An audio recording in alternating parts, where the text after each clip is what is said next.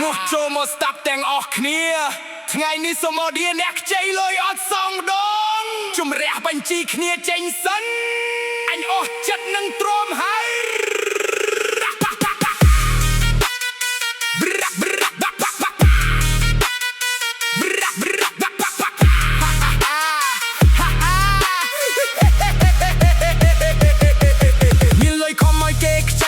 ថ្ងៃគេឲ្យស៊ីស្បៃពេលមកកូនតួសំដីដល់ពេលបងខ្ចីបាក់រាប់ខែការប្រាប់ក៏មិនដែលបងខាត់ដើមលងចុងប្រូចិត្តល្អពេកឥឡូវតួចង់យំស្រែកឲ្យមីក្រូហើយក៏គេមិនសងថាចង់ទៅយំទេអញពេលមកអីក៏យល់អីក៏ព្រមដល់ឥឡូវ4 5ដងក៏មិនលើកឲ្យវើមលេះចេញអ្នកធំកងស្អីទៀតសងលុយសងលុយសងលុយលឺអត់សងលុយសងលុយសងលុយដឹងនៅ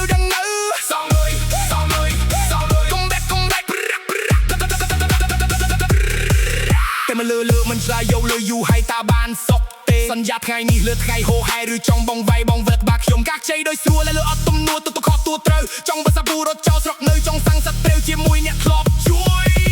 លុយដាមលុយកាវិហាខ្លួនឯងទាំងអស់នៅសំណោះទៅអញឲ្យខ្ចីសុកអត់ខ្លួនឯងចំបែងឲ្យទៅលុះលងឥឡូវវិច័យហឺហា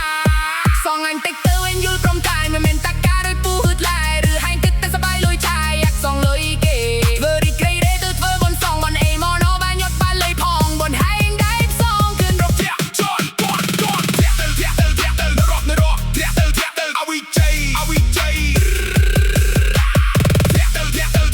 ប្រែចងរៃលេដាធ្វើអីបើតែមិនលើកដាធ្វើអីបើតែមិនជួប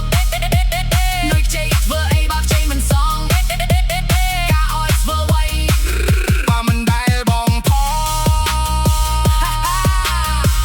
ចុងក្រោយវាឆ្លៀតមកកុំរៀមតឹងគេវិញទៀតអត់ព្រមសងលុយគេថាអត់លុតព្រាតតែមានលទ្ធភាពយកលុយទៅឲ្យនេធាវីតំណចាស់លុយវិញ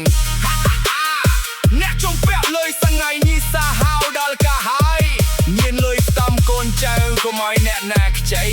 នន់តែឈឺចិត្តនឹងលុយខ្លួនឯង